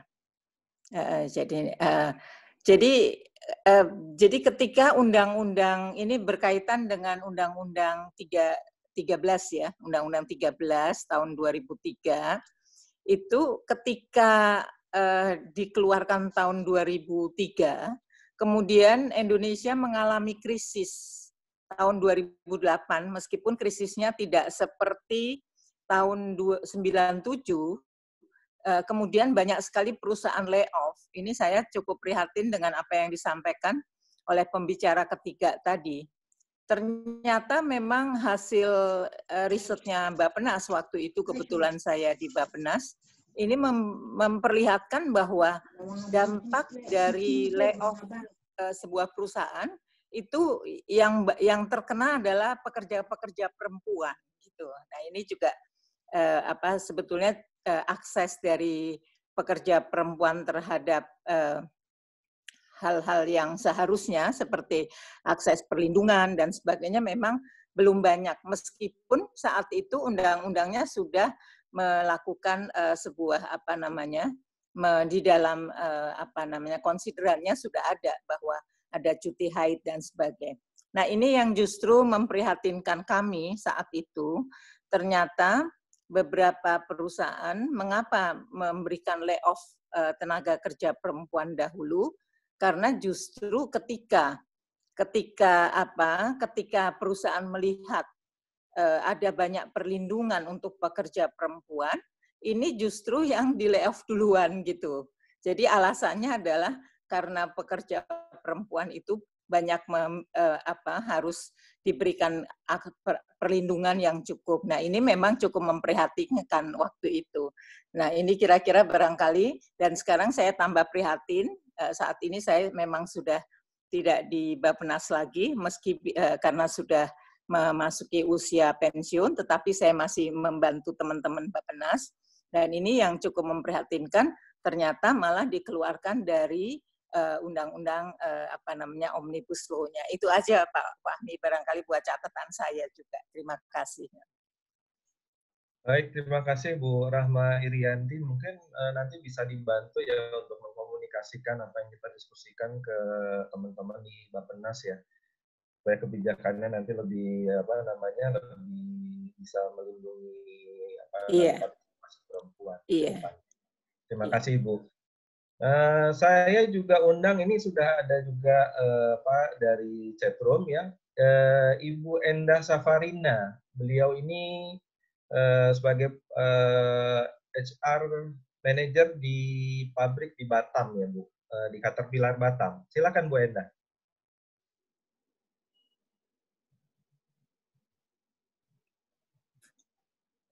Halo Bu Endah, memantau? Oh, sudah nggak. Sudah enggak ya? Ngomong bukan loh. Bu Endah sudah tidak ada? Tidak online. Oh, tidak online. Oke.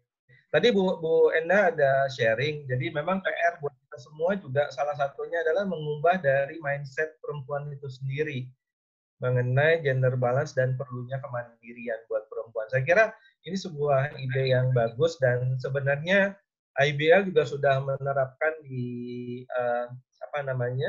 di dalam program pemberdayaan untuk anak muda, bagaimana anak-anak muda khususnya perempuan itu dibangun kemandiriannya, kemudian dibangun mindsetting-nya dari awal seperti itu. Nah, kembali saya ingin mendengar tanggapan bagaimana kita bisa memberikan solusi-solusi untuk peningkatan partisipasi perempuan ke depan gitu ya, karena jangan sampai nanti kita tutup ini penuh dengan diskusinya, penuh dengan tantangan, tapi belum ada solusi. Tadi Teh Wiwin, saya berterima kasih karena memberikan solusi. Oh, ternyata kita juga harus fokus juga ke social enterprise ya, jangan melulu kepada bisnis-bisnis yang konvensional. Mungkin ada tambahan tanggapan dari yang lain, silakan.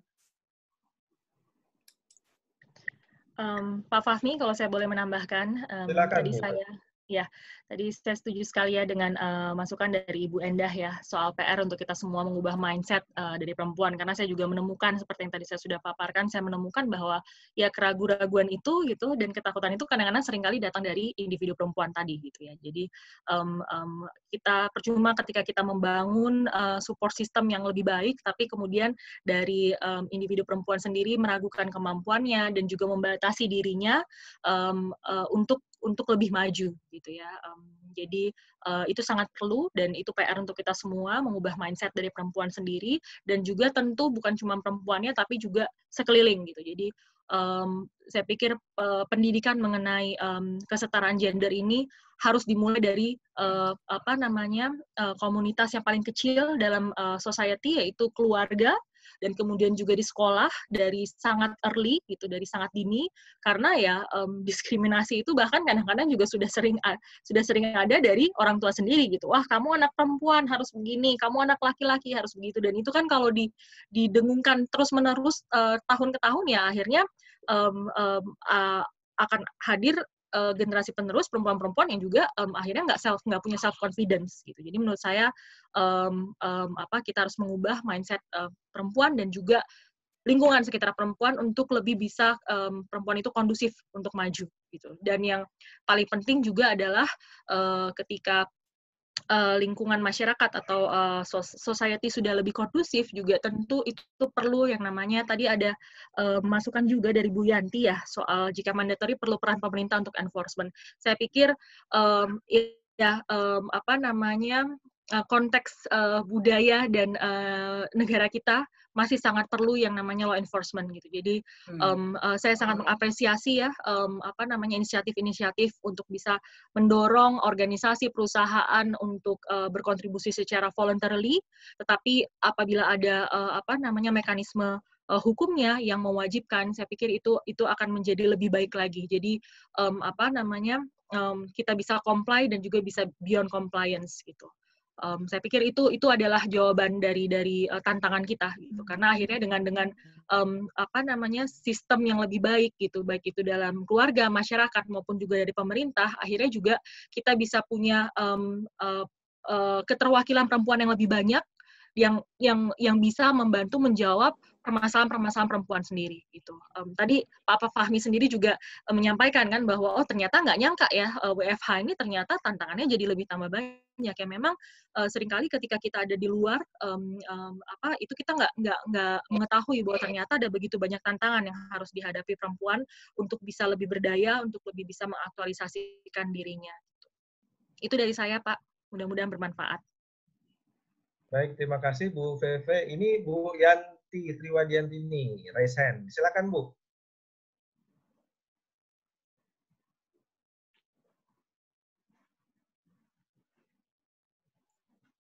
Bu Yanti, mangga. Ya, sebentar.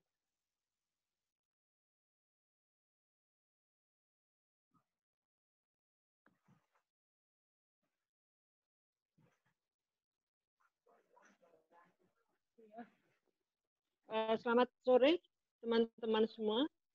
Sore, Bu. Iya, senang sekali bisa bergabung sore ini, meskipun sekian lama tidak bertemu. Senang sekali ada Bu Rahma Irianti di sana waktu kita bekerja sama dalam hal pemberdayaan pemuda dan terutama juga perempuan di wilayah Pantura dan tempat-tempat lain, Bu. Kemudian juga adanya UN Women dan yang lain-lain. Saya sendiri mungkin cukup unik dalam posisi saya sekarang karena di samping saya meneruskan langkah saya sesudah tidak lagi menjabat di Indonesia Business Link, saya tetap berada di IBL dan saya selalu memberikan masukan atau semangat gitu. Perlunya kemitraan di antara berbagai stakeholders dalam hal mendorong isu mengenai perempuan ini tadi. Karena tidak mungkin kita hanya bergantung kepada satu sektor saja, apakah itu perusahaan, apakah itu hanya pemerintah saja, ataupun NGO-NGO yang gegap gempita. Kita perlu bergandeng tangan, dan dalam konteks pandemi COVID yang sekarang ini sedang melanda, kemitraan itu menjadi jauh lebih penting lagi gitu, karena kita betul-betul memerlukan kekompakan untuk mendorong agenda WEP maupun memberdayakan perempuan di sektor-sektor yang barangkali belum tersentuh. Itu saja sih sebetulnya masukan saya, dan mudah-mudahan dari event yang sekarang ini bisa terbangun suatu kemitraan yang betul-betul real dan konkret, dan untuk itu barangkali PR juga buat kita semua untuk tidak melihat pertemuan ini sebagai yang pertama dan terakhir, tapi merupakan rangkaian untuk karya-karya ke depan. Terima kasih, Mas. Terima kasih, Bu Yanti. Memang itu salah satu harapan kami ya, artinya ini sebagai forum pembuka mata dulu pertama gitu ya. Kita ingin menjaring masukan-masukan dan kemudian bisa kita teruskan. Dan memang kebetulan waktu kita sekarang sudah pukul 16.46, sudah ya harusnya sudah kita tutup gitu ya. Mungkin saya berikan kesempatan satu lagi jika ada yang ingin memberikan masukan atau tanggapan. Mungkin dari tim internal IBL deh, dari teman-teman yang sehari-harinya ketemu dengan anak-anak muda perempuan, kemudian melihat tantangan dari mereka sendiri, mungkin ada yang ingin disampaikan barangkali?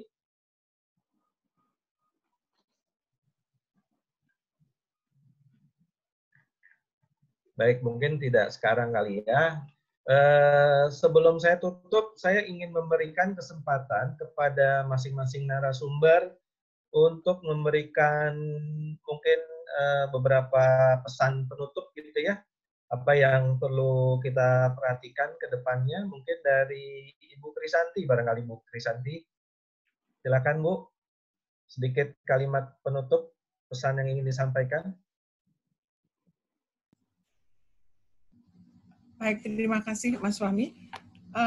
Baik, saya rasa mungkin saya cuma mau mengatakan saja, syukur kita melakukan diskusi sore ini ya.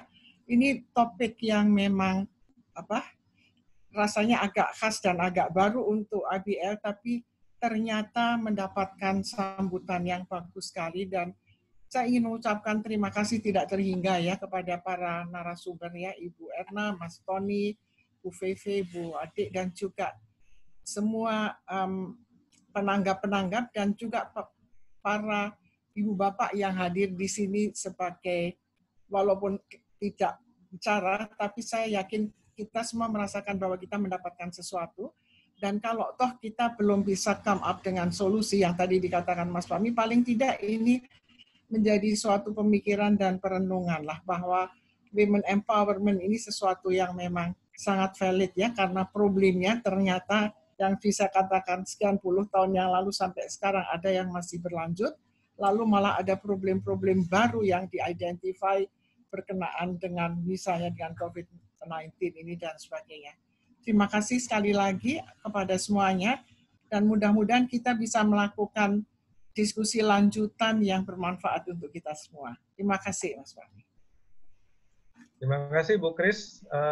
Berikutnya Bu Erna, mungkin ada pesan yang ingin disampaikan. Silakan Ibu. Ya, terima kasih banyak. Jadi memang tadi minatnya beraneka ragam ya. Jadi tadi yang memikirkan budgetnya gimana, kan tidak perlu semuanya dari perusahaan sendiri, bisa bermitra, dan di sini bagusnya kalau ada kemitraan yang digalang khusus mengenai hal ini. Ya, kami tahu di Kementerian Pemberdayaan Perempuan dan Perlindungan Anak itu juga ada concern dan program mengenai itu, begitu juga di UN Women. Yang kedua adalah mengenai mandatory atau tidak, itu lagi-lagi SDGs aja tidak mandatory, tapi kita terapkan gitu. Ya, tapi banyak orang yang karena dari dalam dia menerapkan WEPS. Ini yang kita ingin, kalau WEPS itu sudah dari dalam perusahaan, maka akan berlanjut ya, tanpa perlu investasi lagi, tanpa perlu kewajiban dari pemerintah. Yang penting adalah membuat seperti sustainable development aja ya, dengan melaporkan maka orang makin menghargai si perusahaan. Dengan adanya move juga untuk memasukkan WEPS ke dalam sustainability report ya, maka itu juga akan menambah nilai dari si perusahaan dan juga akan memperluas jaringannya. Saya rasa itu yang saya mau tambahkan, Fahmi. Terima Terima kasih.